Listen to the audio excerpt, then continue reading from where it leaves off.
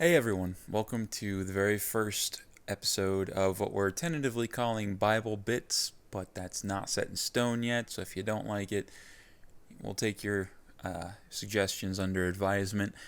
But the point of these little episodes, if you will, is to take a look at Scripture from I don't know if bird's eye view is the correct way to put it, but to step back a little bit and look at the grander picture of things.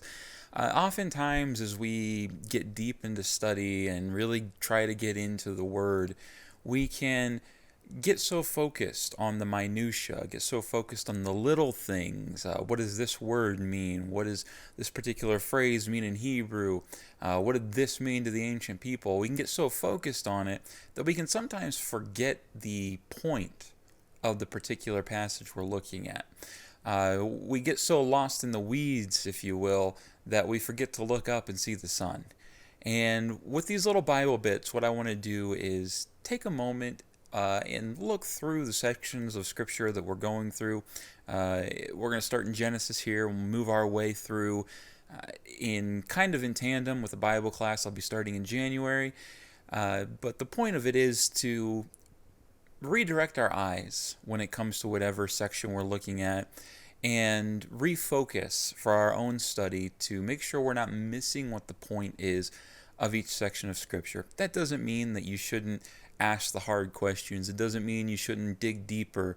The Bible class I'll be doing during the week will be focusing on digging a little deeper into some of these things.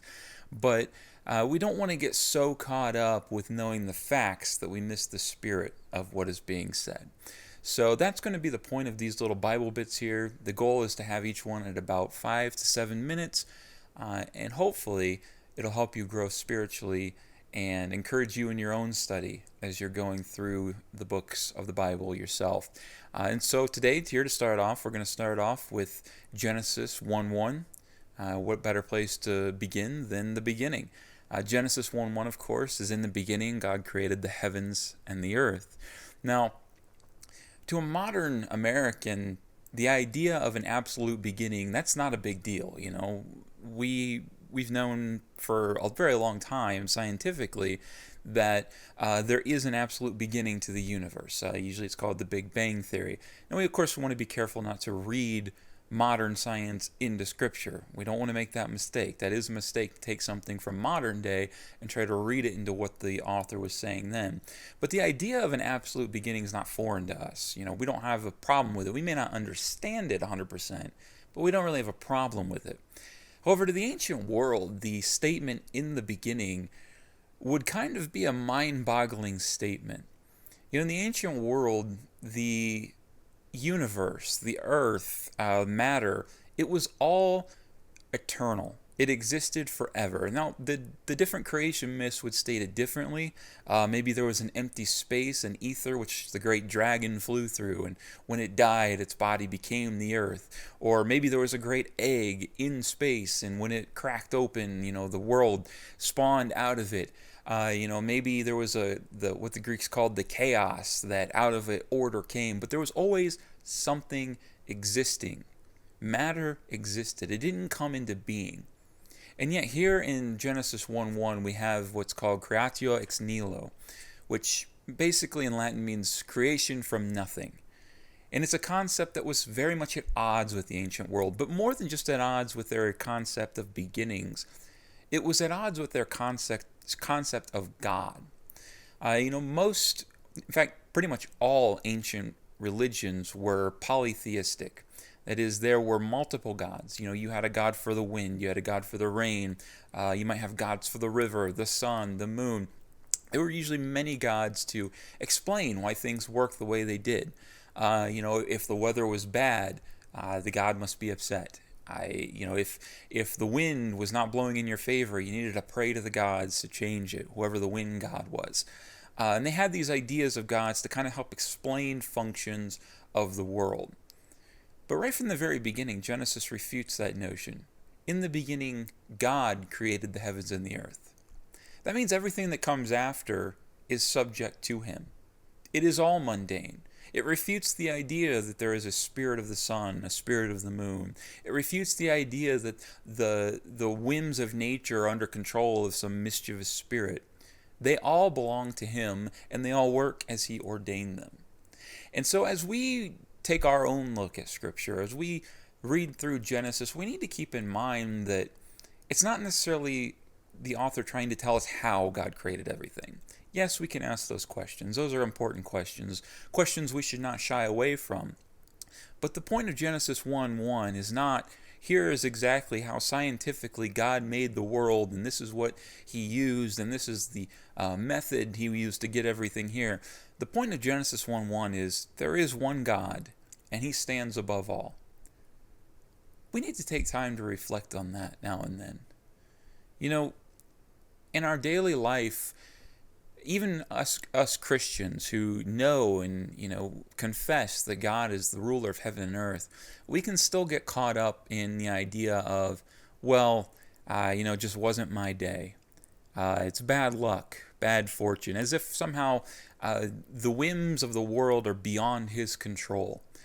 We can begin to view our life through a lens of fate and fortune, and begin to look at luck as some kind of existent thing which is actually working in our lives.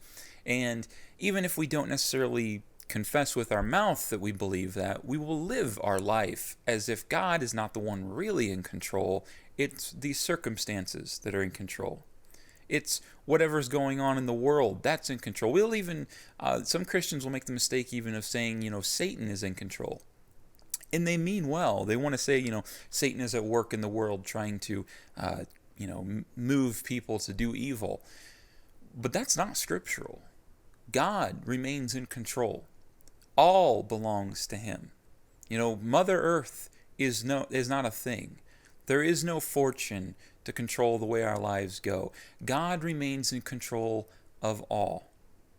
And we need to keep that in mind as we read through Genesis, not just through Genesis, through the whole Scripture. Throughout Scripture, you'll see constantly reiterated, God stands alone, and there is no one else beside him. There is no one else above him. He is there alone.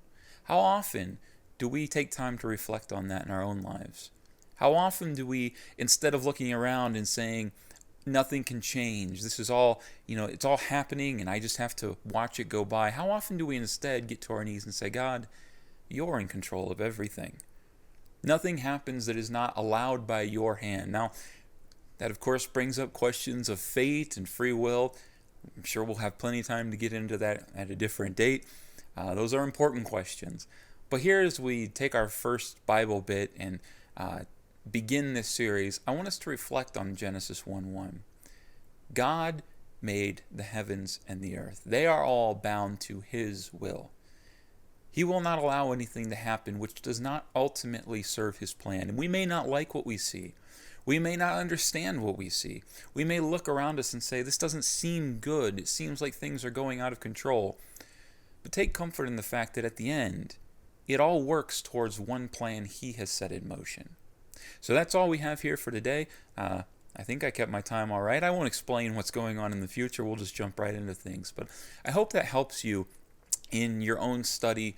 Get a jump start in Genesis or wherever you are, and helps redirect your focus to make sure the proper things are in line when we're reading Scripture. And, resisting the urge to get lost in the minor details. And of course, in a few weeks here, we'll start up a class that kind of coincides with what we're learning here in the Bible Bits and takes a deeper look at things. And I hope you'll join us for that. So that's it for me. I'm signing off now. I'll talk to you guys again soon.